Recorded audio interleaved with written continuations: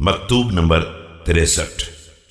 کوفے کے عامل ابو موسیٰ اشعری کے نام جب آپ علیہ السلام کو یہ خبر ملی کہ وہ لوگوں کو جنگ جمل میں شرکت سے روک رہا ہے۔ بسم اللہ الرحمن الرحیم۔ من عبد الله علي أمير المؤمنين إلى عبد الله بن قيس. أما بعد، فقد بلغني عنك قول هو لك وعليك، فإذا قدم رسولي عليك فارفع ذيلك واشدد مئزرك واخرج من جحرك۔ بندہ خدا امیر المومنین علی کا خط عبداللہ ابن قیس کے نام۔ اما بعد، مجھے ایک ایسے کلام کی خبر ملی ہے جو تمہارے حق میں بھی ہو سکتا ہے اور تمہارے خلاف بھی، لہذا اب مناسب یہی ہے کہ میرے قاصد کے پہنچتے ہی دامن سمیٹ لو اور کمر کس لو اور فوراً بل سے باہر نکل آؤ۔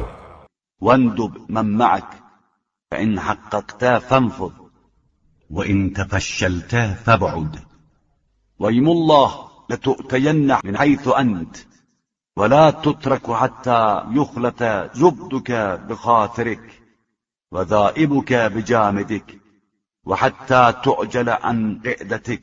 اور اپنے ساتھیوں کو بھی بلا لو، اس کے بعد حق ثابت ہو جائے تو کھڑے ہو جاؤ، اور کمزوری دکھلانا ہے تو میری نظروں سے دور ہو جاؤ۔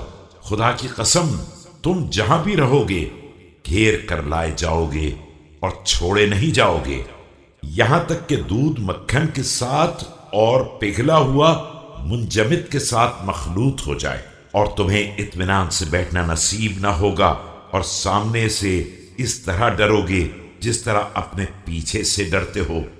وتحذر من أمامك كحذرك من خلفك، وما هي بالهوينة التي ترجو، ولكنها الداهية الكبرى يركب جملها ويذل صعبها ويسهل جبلها، فاعقل عقلك واملك أمرك۔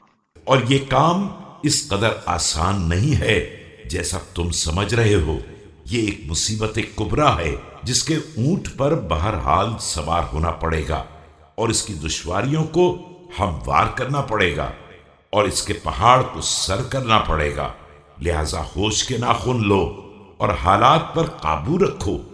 وخذ نصيبك وحظك، فإن كرهت فتنحى إلى غير رحب ولا في نجاة، فبالحري لتكفين وأنت نائم حتى لا يقال أين فلان، والله إنه لحق مع محق، وما أبالي ما صنع الملحدون، والسلام۔